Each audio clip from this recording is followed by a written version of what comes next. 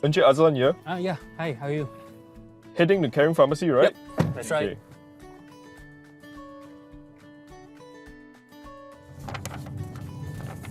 Wow, balik from hospital, straight to pharmacy Why Here got no medicine I'm just here to see the doctor actually, to get my prescription. It's more convenient for me to get my medicine from CARiNG. Hey, but why more convenient? You have to go to 2 places, right? If it's me, I think I forgot to take my medicine already. Oh, I use my health record in the CARiNG app. Everything is at my fingertips. Wow, got such a one What does it do? Can you share with me more? Oh, it's quite easy actually. Now, let me explain. My health record is an electronic record system that helps me record all my medical data, including the medication I'm taking. It helps me better manage my health because it allows the pharmacist to consistently review my medication. The doctor can also better understand my condition by looking at my health record. For example, they can check my blood pressure and blood glucose readings. So convenient, right? Saves the doctor time on looking for files too. Also, my health record helps to streamline my medical care between all parties. Don't worry, it is very safe and secure to keep all our medical data private and confidential. So many features, right? Hey, stop. We're here already. Oh, let me find parking. I'll join you inside. Okay. Sure.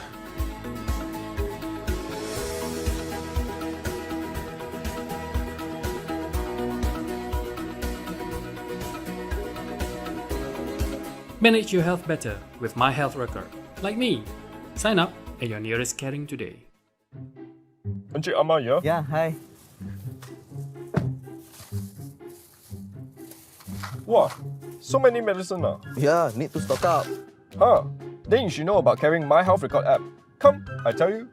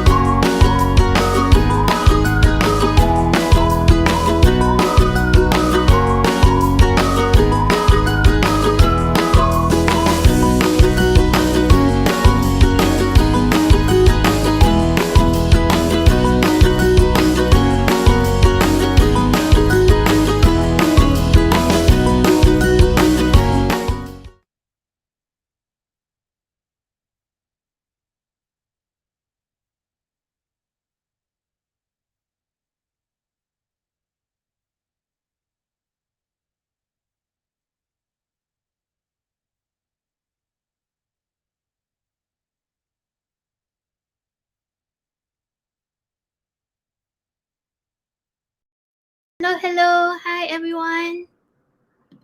Okay. Hi. Good evening. Thank you so much for tuning into our Facebook live stream today with Menarini. My name is Fatin Zafira, a CARiNG Pharmacist, and I'm your host for today. I am sure all of us have experienced skin dryness and itchiness at some point in our lives. So today, we are going to be talking about exactly that, which is atopic dermatitis, or in simpler terms, we call it as eczema. The name itself may sound a little bit complicated, but it's more common than you think it is. For today's topic, we are going to find out about what atopic dermatitis is actually and how we can manage it better. Because as a pharmacist, day in and day out, I came across so many patients who find managing eczema a big challenge. So if you have any friends or relatives who can relate to today's topic, maybe you can share this live stream with them so that they can also share with you, together with you, the important information about atopic dermatitis. And of course, we will need someone who specializes in this field to share with us his knowledge. So this doctor is actually a dermatologist at Department of Dermatology, Hospital Selayang, and as well as a sessional dermatologist at Park City Park City Medical Center and Pantai Hospital Ampang. And with over 10 years of experience, he has also given multiple presentations and publications about skin diseases. So, if you have any burning and itching questions or concerns about today's topic, let us know in the comment box and we'll get our expert to answer them for you. So, without further delay, let me welcome Dr. Benji. Hi, Doctor. Hello. How's everyone doing? Good. How are you, Doctor? I'm doing great. Thank you. It's really a great honor to have you on board with us today. But before we go into this particular topic, I actually have a question that I've been wanting to ask you for a while now. All right. Is a dermatologist, and how can you become a dermatologist, especially in Malaysia? That's a very good question, actually. Well, a dermatologist is basically a specialist who specializes in looking after the skin. So basically, we are doctors who treat nothing but the skin diseases. Okay. In Malaysia, we are a subspecialty of internal medicine, meaning that we were already internists, or a more common name in Malaysia is called physician. All right, and after that, we undergo further training for another few more years to treat only skin diseases. So if any of the viewers outside who wants to be a doctor and be a dermatologist, or wants their kids to be a dermatologist, this is the time frame.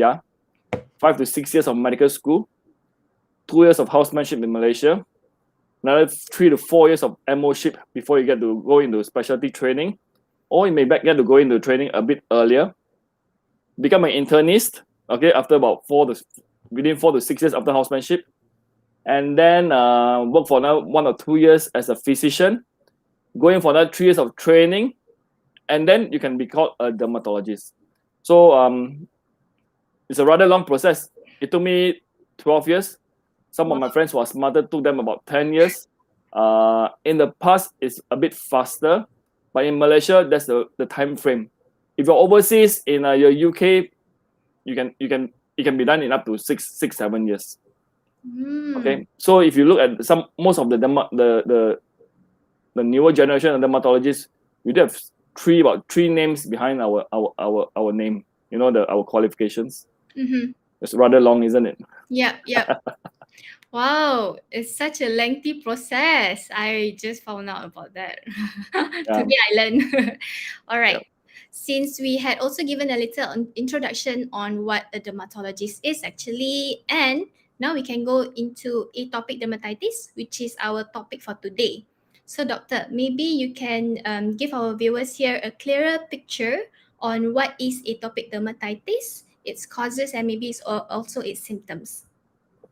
Okay, so I'm going to give a lecture now on atopic dermatitis. So dermatitis can also be known as eczema. They're interchangeable. Basically, what it means is just inflammation of the skin. Atopic dermatitis is just another form of eczema or dermatitis. There's many types of dermatitis. There's things like nummular dermatitis, steatotic dermatitis, seborrheic dermatitis. So these are all different types of dermatitis or eczema. But atopic dermatitis is one of the more common ones that we see. Okay, it affects about 20% of the children, okay, in the developed country, slightly less in a less developed country, and it also affects the adults up to 3 to 4%. Okay, so many times people like to ask me, what causes dermatitis, or what causes atopic eczema?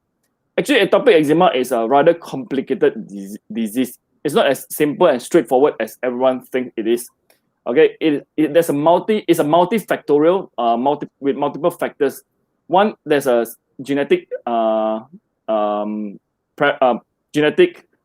influence. Okay, if you have parents who have atopic dermatitis, okay, or allergic rhinitis or asthma, your chances of getting it is about 20. Your chances of getting it is about 20% or so. Okay, so it's not 100%. Your risk is higher if you have someone in your family who has it. There's also a skin barrier defect, meaning that your skin layer, there's some problems with the construct of the structure of the skin, so that causes problem to the skin protection layer. Then there's immune dysfunction. Then there's also beliefs in the altered skin microbiome, meaning that there's changes in the good and bad bacteria on the skin. And then there's also the hygiene hypothesis. Hygiene hypothesis is something very, very interesting. What it basically says is that the cleaner your environment, the higher your risk of getting eczema. Oh, Should I repeat that? I always ask my patient, do you want me to repeat it? that's very interesting. The cleaner your environment, the higher the chance of getting atopic eczema. Okay, so how do we put all this atopic eczema together of what I just said? Basically, imagine the top layer of the skin as a brick wall. Okay, that is a protective layer. A brick has to be arranged in a certain manner where for it to be very stable and to do its work.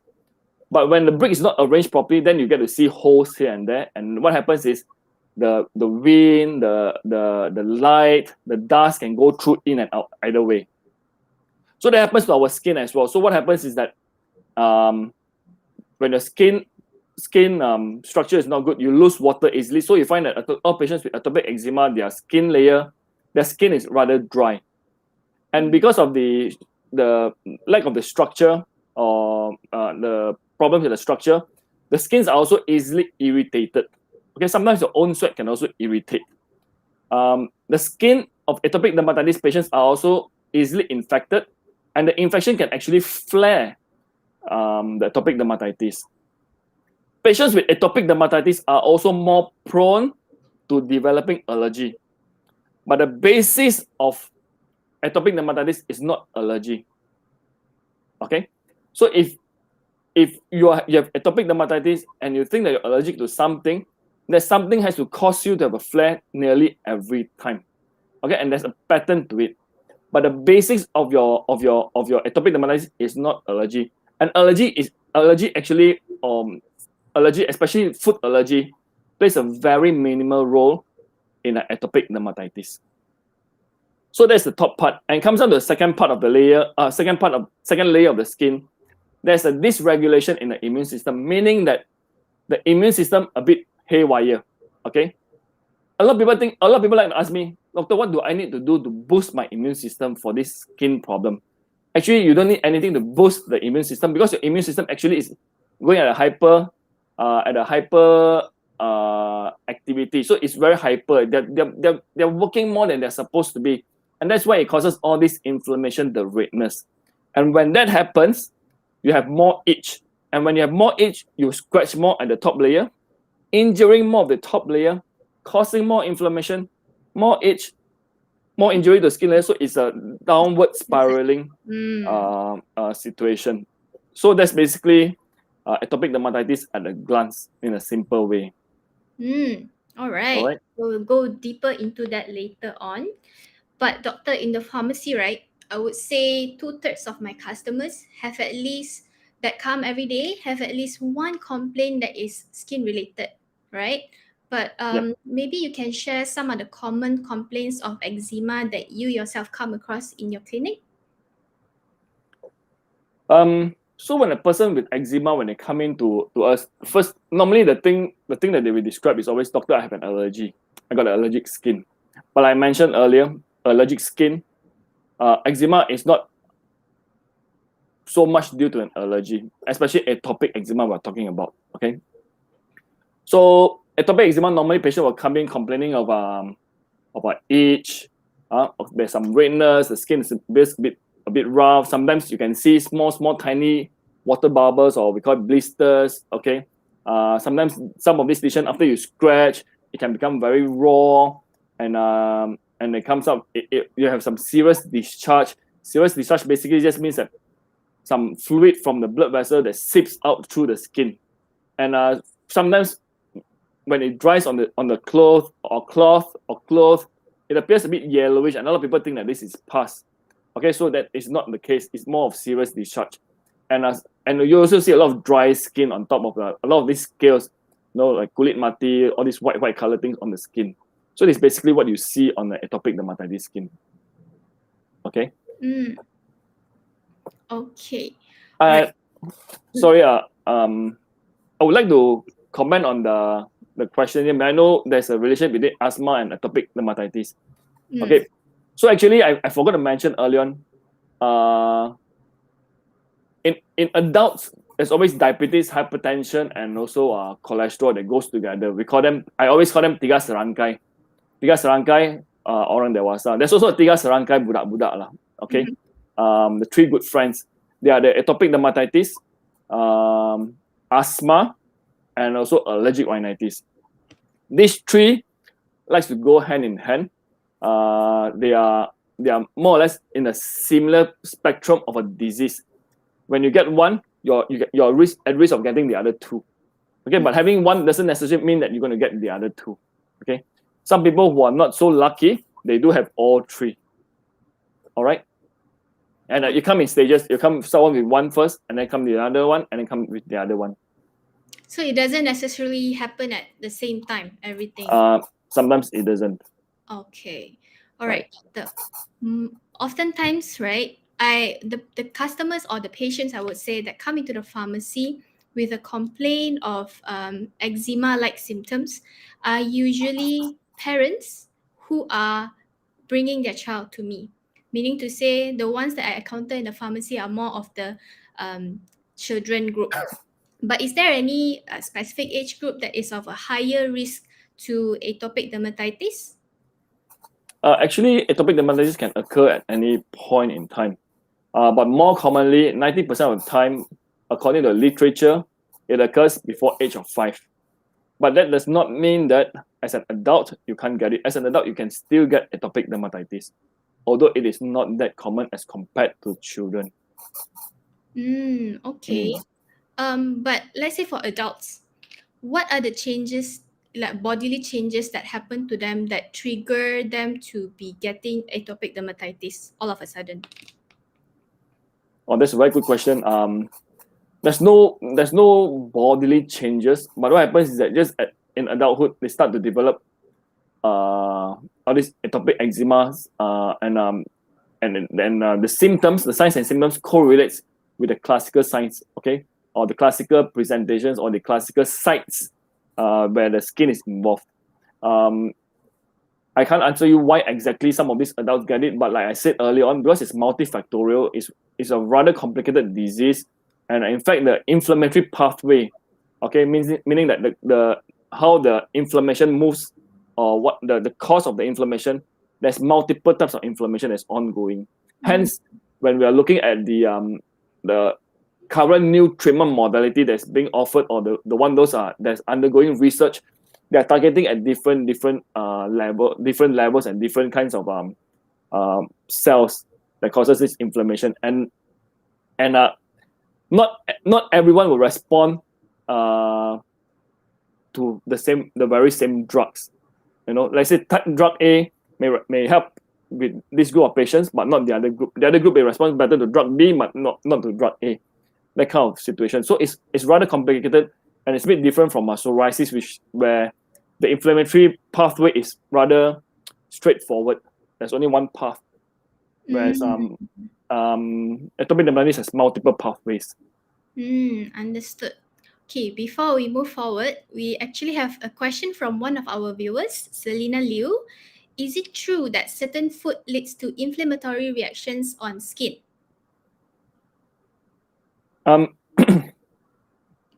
So when we talk about atopic eczema and food, most of the time when people come in with atopic eczema, the first question they always ask me, or nearly every patient will always ask me, is what can I eat and what can I not eat? But I mentioned earlier, allergy reaction is just a small component of atopic dermatitis. We're talking about atopic dermatitis now, yeah. Like I mentioned earlier, I need to recap, there's many types of dermatitis, but we're talking specifically about atopic dermatitis. Allergic reaction is just a small component of it, and food allergy is part of it, but it's a very small component of it. Okay, so whether food causes inflammatory reaction, I don't think so. Okay, at least not for atopic dermatitis. but some food in some people can trigger atopic dermatitis in some patients, but small numbers of them. Majority of the patients do not have this problem. In fact, a few years ago, I read a newspaper report where there was I can't remember, was it a newspaper report or was it a report on Facebook in a doctor's group where they saw a patient with kwashiorkor, a kid with kwashiorkor. Kwashiorkor basically means severe protein deficiency in Putrajaya. What happened was the kid had eczema and the mother basically feeds the kid nothing because everything to them causes eczema. Okay, so as a general rule, to me, when patient ask me what can I eat, what can I not eat, I always tell them just eat everything. If you suspect that something is causing or flaring, not causing, sorry, is flaring your skin problem, let's stop it for a while. Treat your skin. When your skin is good, let's give it a try again. Okay, to confirm it. If you are allergic to something, you're gonna develop a reaction every time. It is never sometime, it is always every time. Okay, allergic reaction. Irritation, on the other hand, is a different story altogether. But when we talk about allergic reaction, it is all, if you have an allergic reaction to something, you always get a reaction after you're exposed to it. All right. Thank you, Doctor, for addressing that question. Before I forget, guys, don't forget to answer the question pinned at the comment box below and stand a chance to win 50 ringgit CARiNG Cash Vouchers. The question is very simple. Just name 3 symptoms of atopic dermatitis and don't forget to hashtag CARiNG Pharmacy and Menarini along with your answer and tag 3 of your friends, right? Then we will choose the most accurate answer and the luckiest winner to win the cash vouchers. All right, Dr. Benji, I am sure you and I both know that there are so many misconceptions when it comes to health topics, right? We even hear some misconceptions so often that some people may think it is actually true. But what are the taboos or misconceptions among your patients regarding atopic dermatitis? The chat box is flying. The chat box is flying really fast, and I saw some of those taboos that's being mentioned on the chat box. Okay, the number one is, like I mentioned earlier on, is nearly most of the patients is food. Cannot eat this, cannot eat that, or what can I eat, what can I not eat.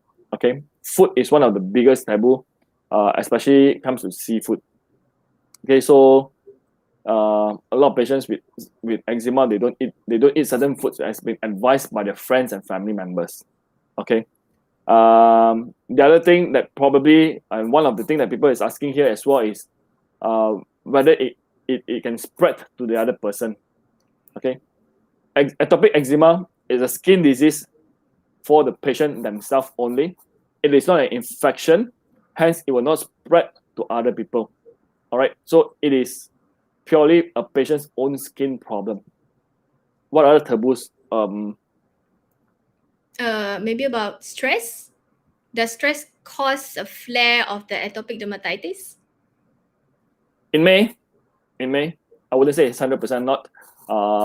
It's not as apparent as not as apparent as psoriasis, but I do have patients complaining whenever they have stress that eczema do get a bit more worse.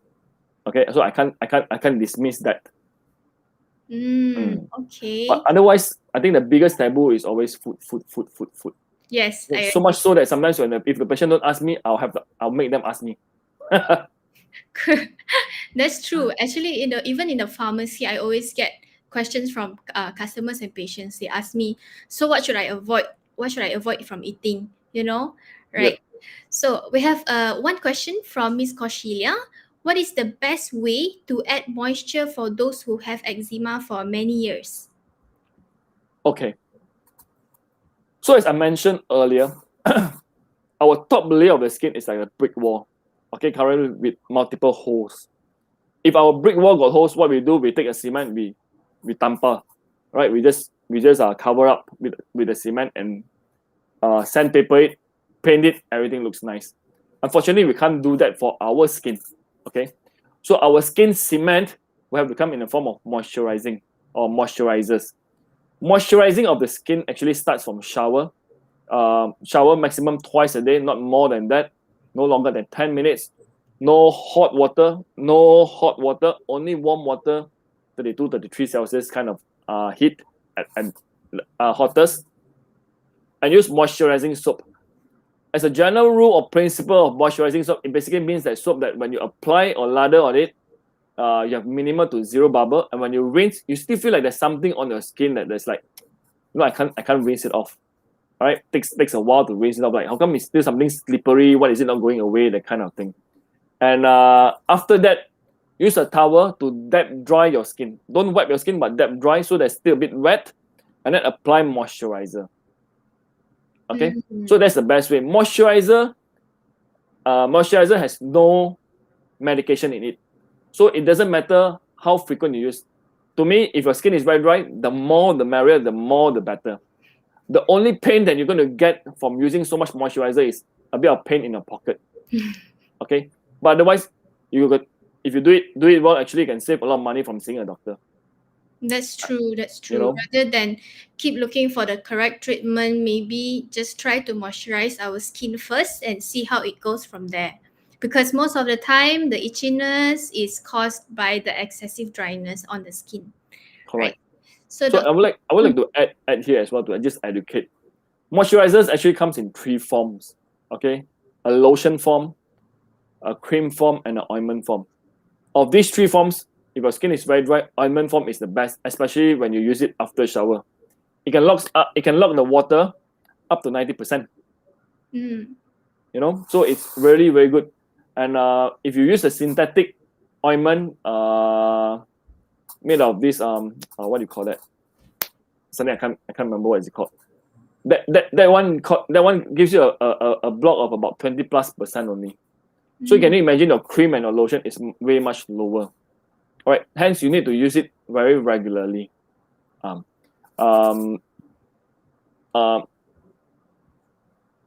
It doesn't matter what brand of moisturizer you use. Actually, my advice to my patient is, whatever you have at home at this moment, just use it. Remember, your moisturizer is not there to cure your eczema. Your moisturizer only works as an adjunct therapy, meaning a therapy that helps with whatever main therapy that you're doing when you have a flare of eczema, and it works as a maintenance therapy when your skin is in remission. Okay? Okay. All right. Thank you, doctor, for that sharing. We have actually one question that's actually quite interesting as well from Lai Meng. Can pets cause dermatitis in humans? Okay. I think pets can also have atopic dermatitis. Okay? But if a pet have atopic dermatitis, the atopic dermatitis cannot be spread to you. Okay? Like I said, the disease belongs to the patient themselves only. It doesn't spread, or it doesn't it's not contagious. But if you are allergic to a pet fur, okay, the pet fur can cause allergic reaction onto the skin that is exposed, that was exposed to the pet. But in the allergic reaction also, sometimes it can go beyond wherever that is exposed. So yes, it can cause dermatitis if you're allergic to a cat fur. Pet fur, sorry. Pet fur. All right. Wow, it's so nice to see that our comment section is being flooded with questions and also answers. Okay, but maybe we can move on to our treatments. Dr. Meep, what are your usual go-to non-pharmacological treatments that, treatments that do not involve medicines? Yeah. So just for the viewers' interest, non-pharmacological treatment is treatment that we do not use any medications. Okay. So the first non-pharmacological treatment, the most important one is education. Get yourself educated very well in regards to the disease. Whatever I'm going to say next may offend some people, but I think it's very important. Most people can read today, and there's tons of information on Google. All right, it is perfectly fine to read from Google, but you have to find a source that is reliable and with quality. Okay, read from the right site, the right website. If you're reading medical stuff, always read from a medical website written by doctors. There are a lot of blogs. There's a lot of comment or what do you call it, chat rooms or what those things where lay people are commenting. A lot of times people are commenting based on their experiences, and one person's experience does not equate to other people's whatever you're going to experience on. The diagnosis may not be the same as your diagnosis as well. So read from the right site. I think that the best websites to read are from the English sources, where it's all in English. I've tried looking up some things on Mandarin, and I find that they don't really have a good medical website for Mandarin. The same goes for Malay as well. So I think English is still the way to go. Okay, that's number one, education. Number two, very important, okay, regardless of the status of your skin, moisturizer. Okay, moisturizer is very, very important. That goes without saying. Whether your skin is okay, not okay, whether your mood is okay, not okay, moisturizer must not be missed. It must be like makan nasi like that. It must be done every day after every shower at least. But like I said earlier on, the more the merrier. Of course, if your skin is very bad, okay, you can also consider something called wet wrap. Okay, basically what you do is after shower, dab dry, apply moisturizer, use a special or tight clothing, very tight clothing, skin hugging clothing, wet that clothing and wear it. And then wear another layer of dry clothing outside to keep yourself a bit warm. So I think these are the three very important what do you call that? Non-pharmacological Treatment. intervention. Okay, I agree with you, doctor. And on top of that, I want to emphasize the point that was mentioned by doctor earlier, which is not to shower with hot water. Because actually hot water, when you shower with hot water, it will actually strip off the natural moisture of the skin and worsen the dryness and also itchiness. So cold or lukewarm water is just fine. Right, That's before we move on to the other kind of treatment, I have another question here. From Nur Safin, is there any possibility to develop eczema again for those who have recovered from it? That's a very good question. I missed that part. Okay. So atopic eczema is a chronic disease. Chronic disease means that it's a disease that will be with you for a long time. Okay. It is a wax and wane disease where there are times that it gets worse and there are times it gets better. Okay. In the past, it is believed that if you get atopic eczema as a kid, you're probably going to outgrow it when you're in your teenage years or when you go into early adulthood. Okay, but the newer studies in the later years shows that maybe that concept is not so right. The eczema basically transforms to another form. Okay, so most of the time it's hand and feet eczema. So if you do have atopic eczema and you got better from it, you're in remission, meaning that your skin is perfectly well now, it doesn't mean that you are cured from it. It just means that you are in remission. That means you are in a time where your skin is not flaring up, and but there will come a time where your skin may probably flare up again later on. Okay, is that clear? Yes, doctor. Very clear. All right. Okay. All right. Another question. This one is actually quite interesting as well. Is it okay to share clothes with those people who have eczema? Meaning that you're wearing a patient's eczema patient's clothes. To me, that's perfectly fine. Okay, like I said, it's not contagious. It doesn't spread in that way. Okay, so that's not a problem at all. But if you have something on your skin is your skin got some infection, and then you pass it to the person with eczema, your shirt may cause a flare of the person with eczema.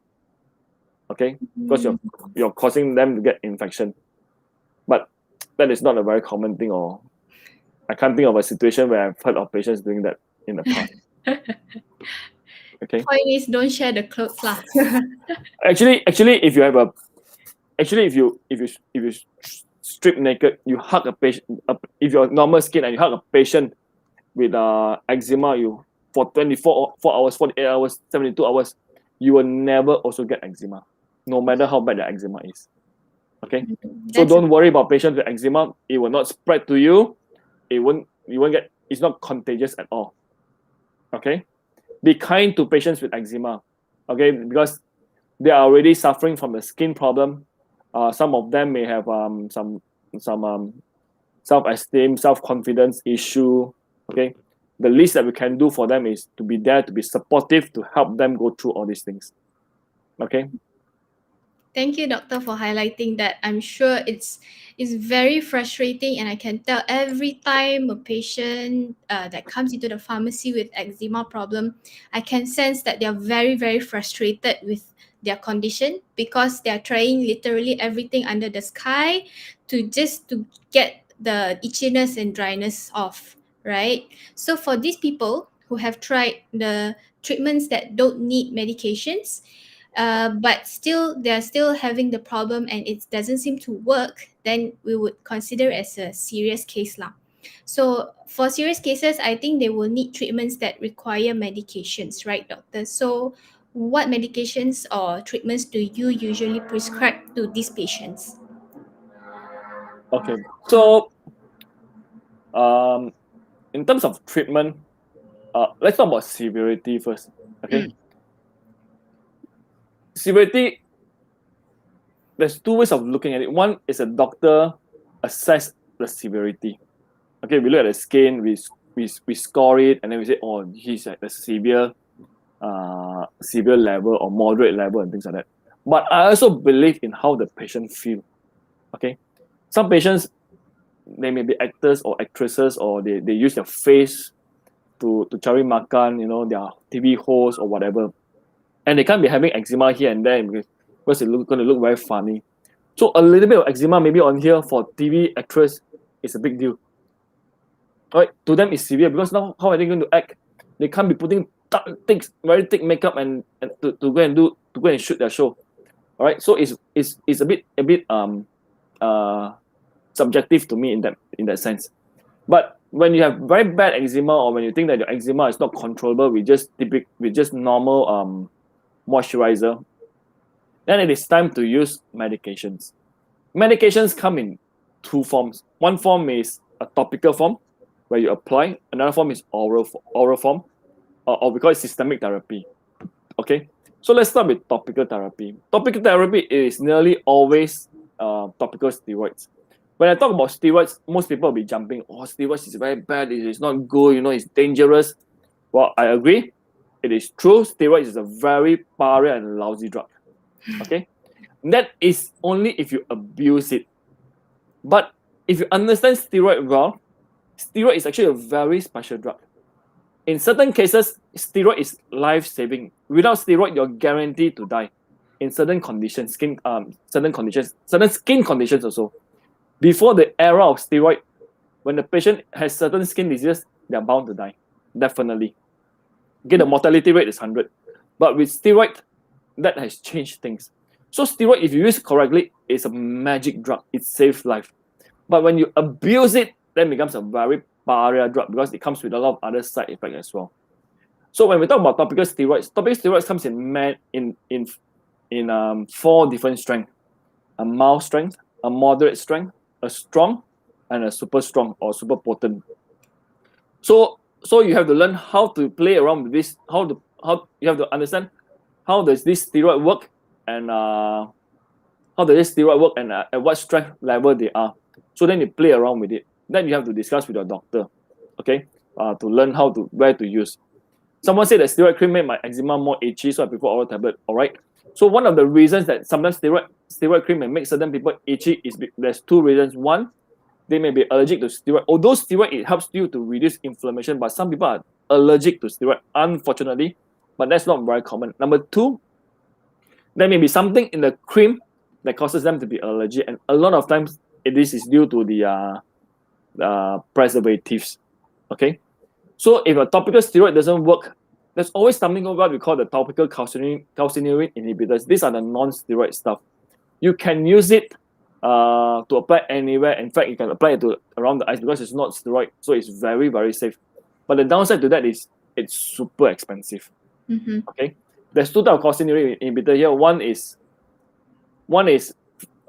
50% cheaper than the other one, but the cheaper one it's not as strong and it's very weak, so it's going to take a long time for you to recover. So if this fails and you're in a very acute or sudden flare, very bad flare, oral steroid is something that you can consider as well. Okay, like I said, steroid, if you use it correctly, it's a magic drug. If you use it wrongly, then it's a very pariah drug.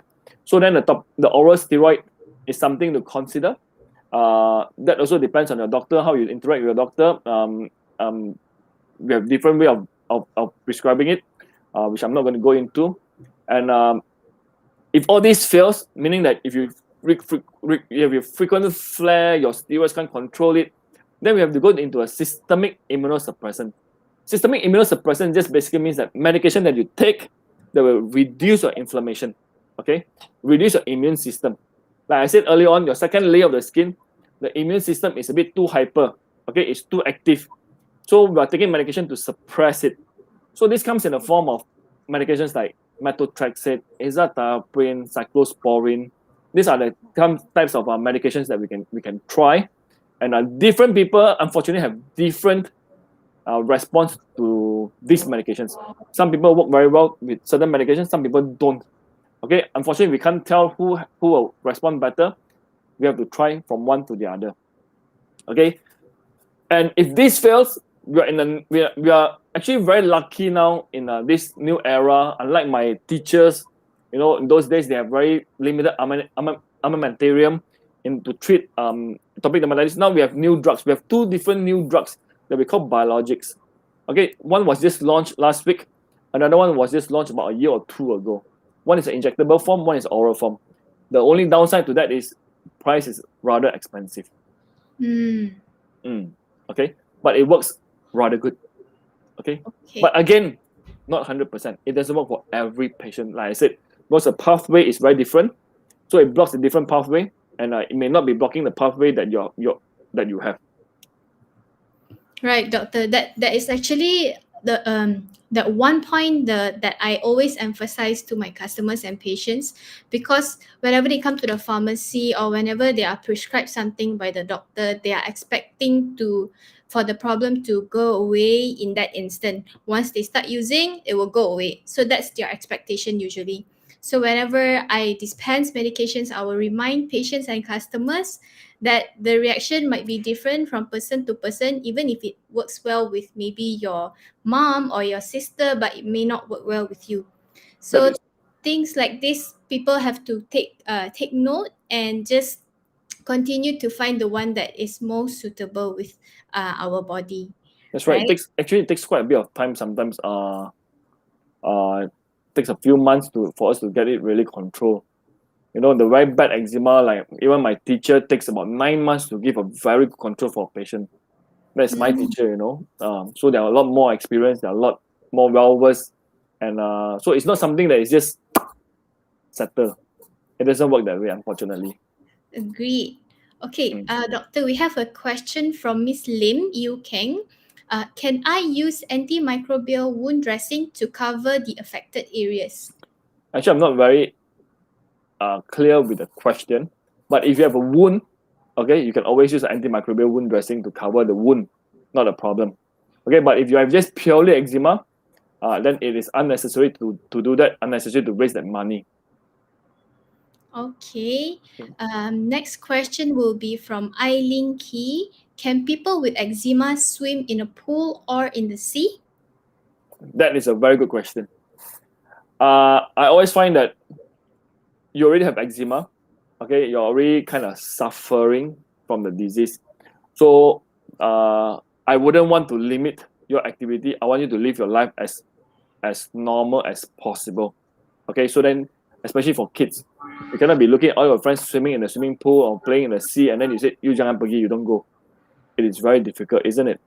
So swimming pool, let's start with swimming pool. Swimming pool, if you go into a swimming pool for 5 minutes, actually the chlorine is very good. It helps to kill some of the bad bacteria on the skin, because sometimes some of the flare of eczema is due to infection on the skin, right? As I mentioned earlier. But staying for 5 minutes in the pool is nearly impossible. Okay, there's no one who will go in the pool for 5 minutes and come out. So you're going to stay a very long time in the pool. But chlorine, if you stay long time, if you stay for a long period in the pool, the chlorine just dries up your skin a bit more. Okay, so what I normally advise is when you go for your swim, you can swim as much as you want, but once you come up, make sure you rinse your skin very well. Stand under the shower. There's always a shower by the pool. Stand under the shower, rinse your skin.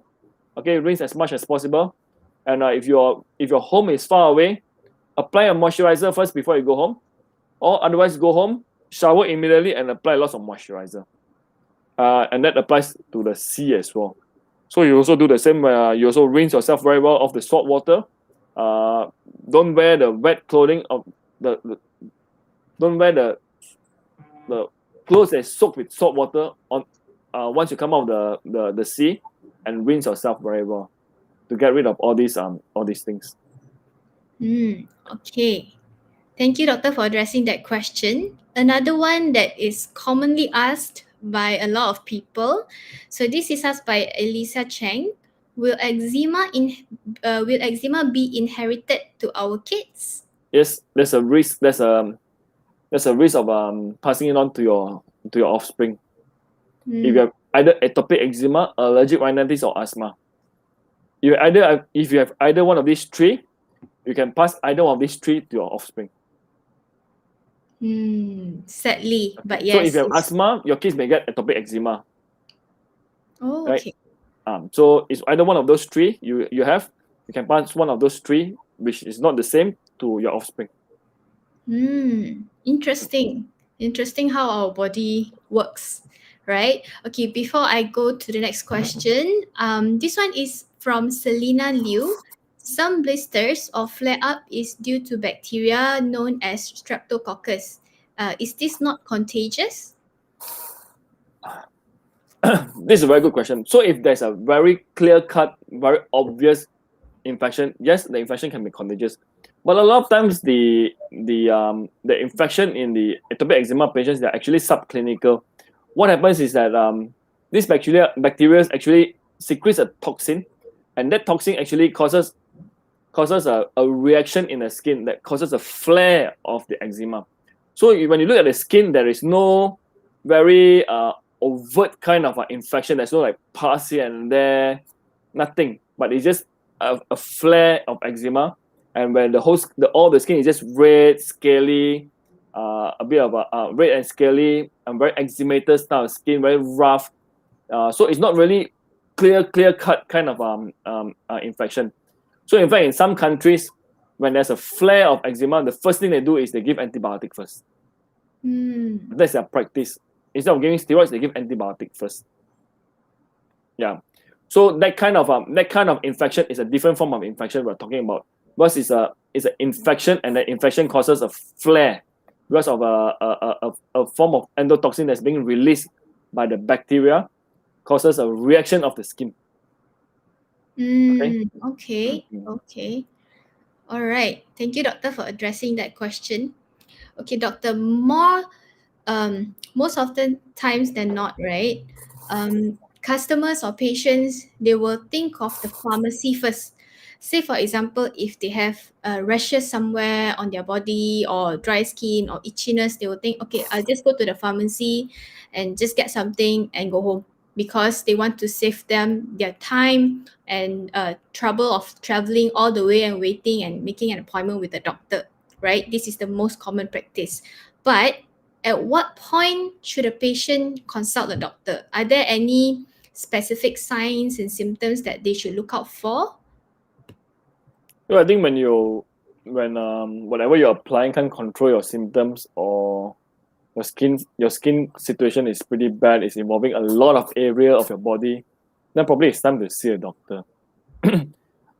Eczema, unlike those days where there's not many good treatment, today, at least for some of us, we're aiming to have clear skin or near clear skin. You know, we may not be able to give you 100% clear skin, but we hope to give you at least 80-90% clear skin, which is a lot better than what you're having actually. Of course that comes with medications lah. We can't be telling you don't do this, don't do that, and then you get a clear skin. That doesn't happen.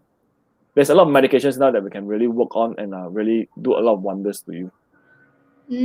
Okay. I have a question actually regarding your answer just now, right, doctor? At what point or like at what timeline should we set for a customer or a patient for them to see whether this particular treatment is working or not working for them? We're using topical creams maybe a month or two. I think there's good. There's a good timeline. You know, if they apply a cream and doesn't get better after a month, maybe I think that's about time that you should seek help from a doctor. Because not everyone is trained to see skin. In fact, after so many years, there are times that we still make certain wrong judgment. Most skin lesions, a lot of times they do look the same. They're either red, a bit purplish, a bit round, maybe a bit not so round. You know, some with scales, some without scales. Some is on this side, some is on that side. So it's a lot of times we look at pattern and not just looking at the rash itself. We must also have the history of what happened in the past, how it developed and things like that. So a lot of times I used to have friends who just send me a picture, ask me, send me a picture, diagnosis. I'm not giving any diagnosis. Okay. In fact, I don't give any diagnosis based on picture because the picture can be very misleading. You know, I've seen pictures. I said, "Oh, it's this," but when I saw the real patient, I nearly peng sang, said, "Oh my God, it's so different from the picture." You know. It's true, doctor. Especially now during the pandemic time, that people feel okay, just WhatsApp is more convenient, but it's definitely not the same as seeing the patient in front of our eyes. No. It's definitely not the same. Yeah. Dermatologists are not just spot diagnosis doctors. You know, we still go through the same training as everyone else. We do take history, we examine the skin, we look at other associated features and things like that to put everything together to make a diagnosis. So it's not just as simple as see picture, pop diagnosis. That is a very wrong practice of medicine. Agreed. Right, doctor, we have one question from one of our viewers, from Miss Kitty Ling. I developed eczema during my pregnancy and is persistently there even after I delivered my baby. It has been 4 years now. How is that relatable? A lot of things happen during pregnancy, okay, because there's change in our immune system and things like that. I'm not sure what kind of eczema they're experiencing, but like I said, once you have developed an eczema, most of the time it is chronic. Unless your eczema, you know for sure it is exacerbated or triggered by something, and if you avoid that something, then probably you may not have, the eczema may not come back. But a lot of times, a lot of eczemas are actually endogenous. Endogenous means it comes from your own body and it's not exogenous. Exogenous means from something from outside. So most of the time it's something from your own body. So we have to see what form of eczema they're having, and once you already got eczema, we just have to understand it and then treat it properly. You know. I think the important point that Dr. Benji has been emphasizing on from the moment we started this life is education, and which is to gain and to read more on this atopic dermatitis or eczema that you're experiencing.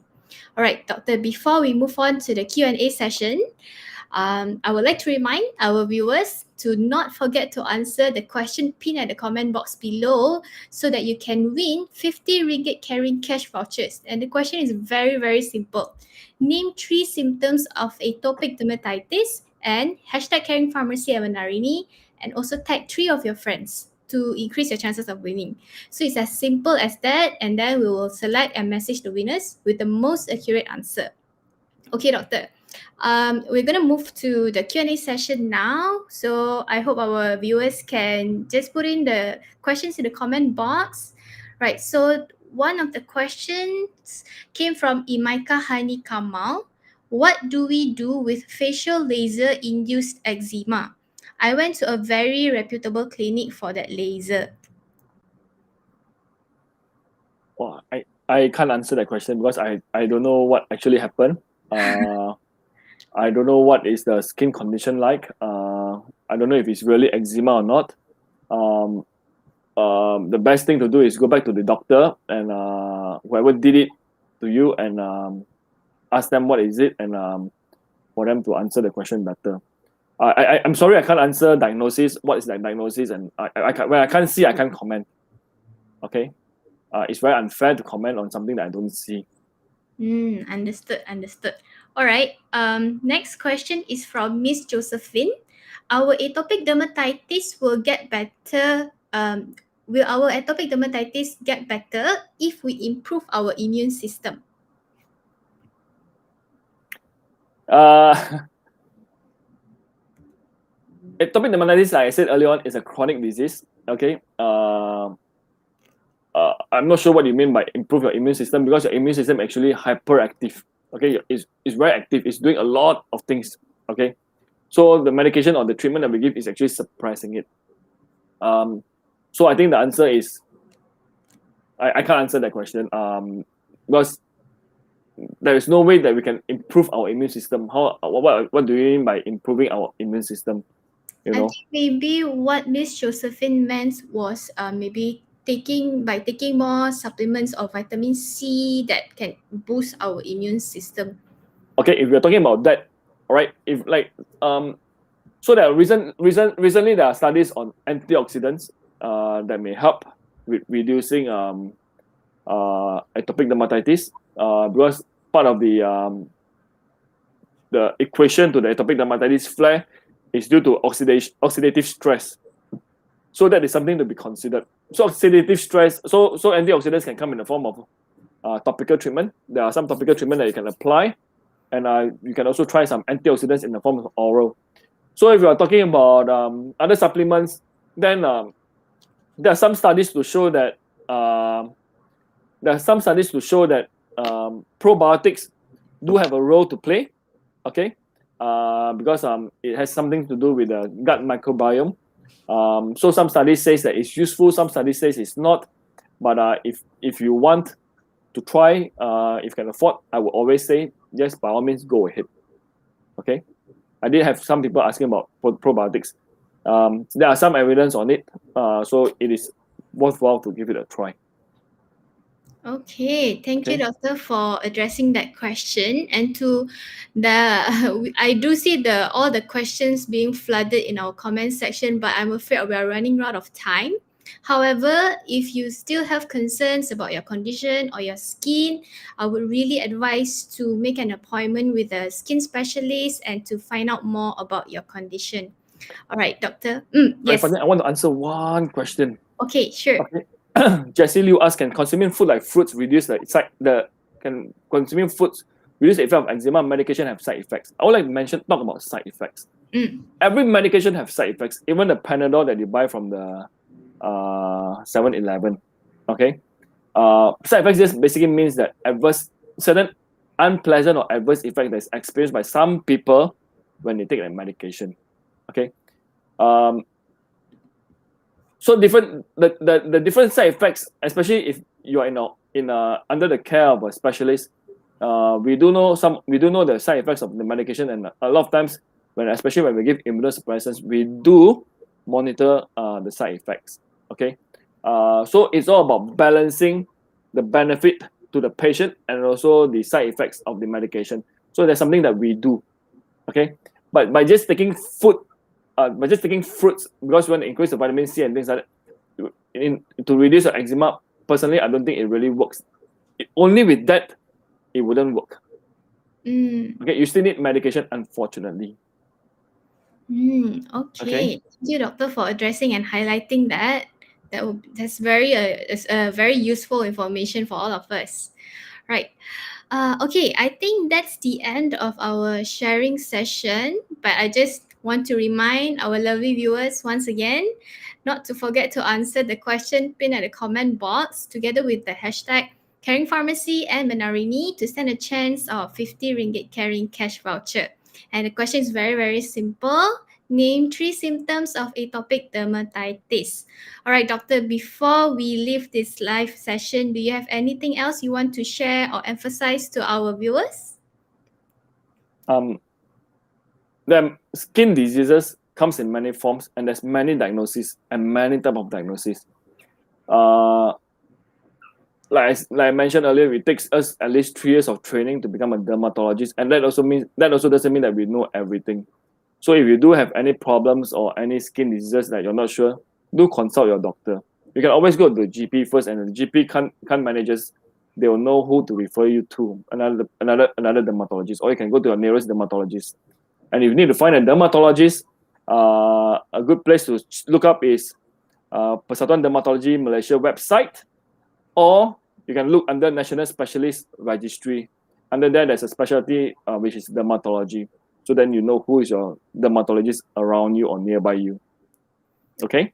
Okay, thank you, doctor. Thank you so much for your time and for sharing your knowledge with us. And thank you so much to our lovely viewers as well for spending your time with us tonight. Don't forget to like CARiNG Facebook page. And if you missed this live session from the very beginning, you can always just go to the Facebook page and watch the whole video again. All right, bye-bye, everyone. Thank you. Thanks for having me. Bye-bye. Have a good night. Have a great weekend ahead.